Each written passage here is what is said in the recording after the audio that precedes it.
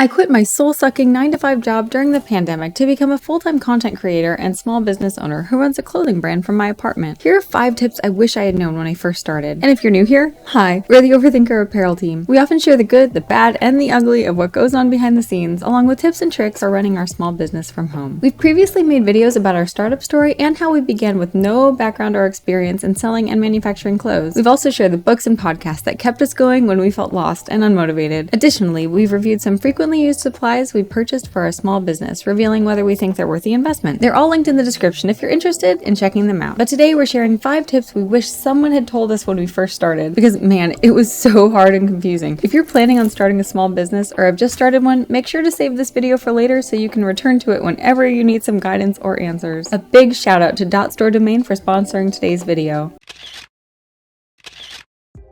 Tip number 1, understand the power of variety and upselling. We've seen your comments on some of our early videos suggesting we should expand our range beyond selling sweatshirts. While we love our sweatshirts and know you do too, we can't help but agree with the suggestion. Here's why. Offering more variety is great for upselling. Just think about the popular coffee shop everyone goes to. There's only so much one can spend on coffee alone. However, if that coffee shop also sells pastries, sandwiches, reusable cups, tote bags, etc., people are likely to spend more per visit. That's the power of variety and upselling. We applied this logic as small business owners to our own online store because even though our sweatshirts are our best sellers, there's a limit to how many one person might order at a time. To increase the average order value, it makes sense to offer a wider selection. That's why we've been gradually introducing more items to our store, including sweatpants, bucket hats, canvas totes, tufted coasters, ceramic mugs, artisan glass cans, Miffy plushies, Snoopy air fresheners, guided journals, and so much more.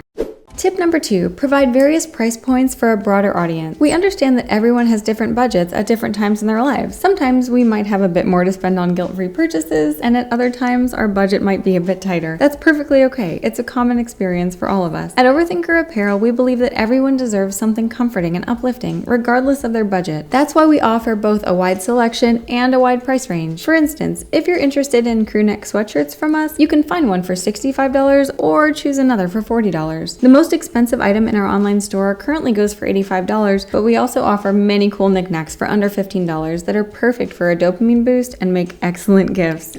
Just as diversifying our product line and offering a range of price points have allowed us to cater to a wider audience, choosing the right domain name can help your online store stand out. This is why I'm so excited to talk to you about the .store domain. A .store domain acts like a bright neon sign for your online store, signaling to customers that your website is the go-to place for online purchases. Big names like Rihanna, Cristiano Ronaldo, and Michelle Obama have all made the switch to .store for their merchandise. And Mr. Beast, he's also said goodbye to the traditional .com in favor of a .store domain. Here's why. Websites with the .store domain sell more. Data shows an impressive 87% increase in traffic and double the visibility on Google. Plus, a .store domain can reduce your conversion cost by 12% if you're running ads. The perks don't end there. Choosing a .store domain also gives you access to the exclusive Elevate.store program, offering up to $2,500 in discounts on essential e-commerce tools for your online business. This includes creating your website with Wix, managing shipping with ShipStation, or running email campaigns with MailChimp. It's almost as if it pays to start with a .store domain. And now, for a limited time, you can claim your own .store domain for just 99 cents for the first year. Just visit the link in the description and use the code OTASTORE at checkout.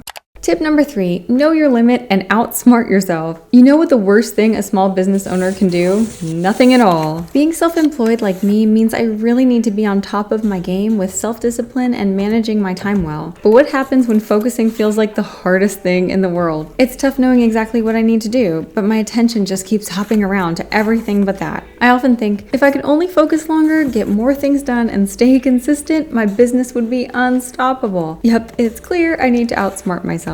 I have a bad habit of procrastinating and leaving things until the last minute, which often results in grinding away for hours nonstop right before a deadline. And when I'm in the zone, I often forget the basics, like taking breaks and taking care of myself. This is really bad because I usually end up completely burned out afterward. It's like I use up all my energy and then all I want to do is rot in bed for hours on end. To break this cycle, I've been experimenting with different ways to stay disciplined and actually get stuff done. If I'm not feeling it in my room, I make myself work outside, constantly feeling sleepy sleepy, I kickstart my day with pre-workout and matcha for that caffeine boost and make sure I fit in some exercise daily. And when I find my hands sneaking off to scroll through TikTok instead of working, I've started using the Pomodoro technique. It's a game changer for keeping me in check, ensuring I work solidly for a bit and then take a real break guilt-free. And to boost my focus during work times, I've started using Magnesium L-threonate. It's supposed to be good for the brain, but really the main thing is knowing your limits, figuring out what's holding you back, and actively finding ways to outsmart yourself and become the best version of yourself.